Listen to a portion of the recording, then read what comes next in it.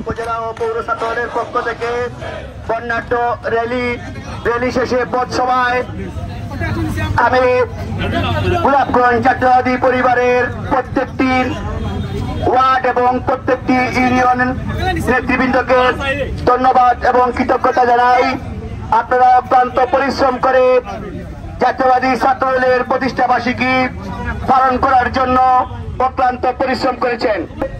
বাংলার রাখাল রাজা, বহুদলীয় গণতন্ত্রের প্রবক্তা, আমাদের নেতা শহীদ প্রেসিডেন্ট জিয়াউর রহমানের হাতে গড়া সংগঠন বাংলাদেশ জাতীয়তাবাদী ছাত্র দল। এই ছাত্র দল করতে করতে আমাদের দেশের সহযোদ্ধা ভাইয়েরা ছাত্র দলের রাজনীতিতে কাম জড়িয়ে গুম, খুন, নির্যাতন, নিপীড়নের শিকার হয়ে আজকে আমাদের মাঝে অনেকেই নেই। আজকে আমরা যারা এখানে দাঁড়িয়ে আছি, আমরা বিগত দিনে এই স্বৈরাচারী শেখ হাসিনা সরকারের পতনের জন্য দীর্ঘ 17 বছর আন্দোলন সংগ্রাম রাজপথে লড়াই করে আমরা আজকে এই দেশকে ফ্যাসিস্ট সরকারের হাত থেকে মুক্ত করতে পেরেছি। শুকরিয়া জানাই মহান প্রভুর দরবারে।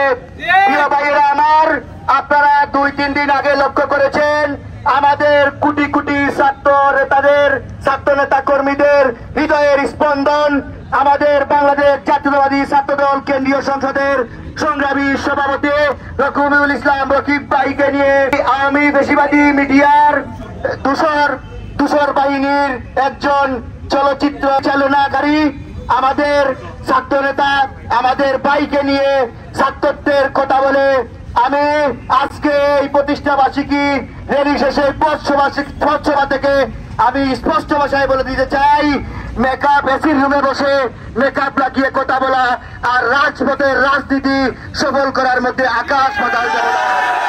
তারা আমাদের ছাত্র রাজনীতির ছাত্র দলের নেতৃবৃন্দদের নিয়ে যে সকল নোংরা রাজনীতি শুরু করেছেন, আমরা এই নোংরা রাজনীতি আমরা বুঝি।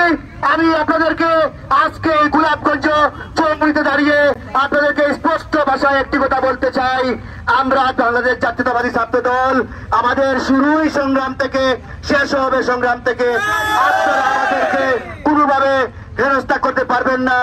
আমরা প্রয়োজনে আবার এই জুলাই আগস্টের যে বিপ্লব আমরা ঘটিয়েছিলাম সেই রূপে আবার আমরা ফিরে আসবো।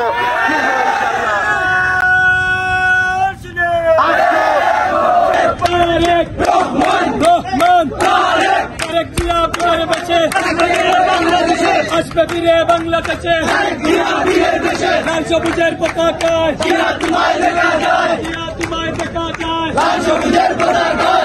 তুমি আলো,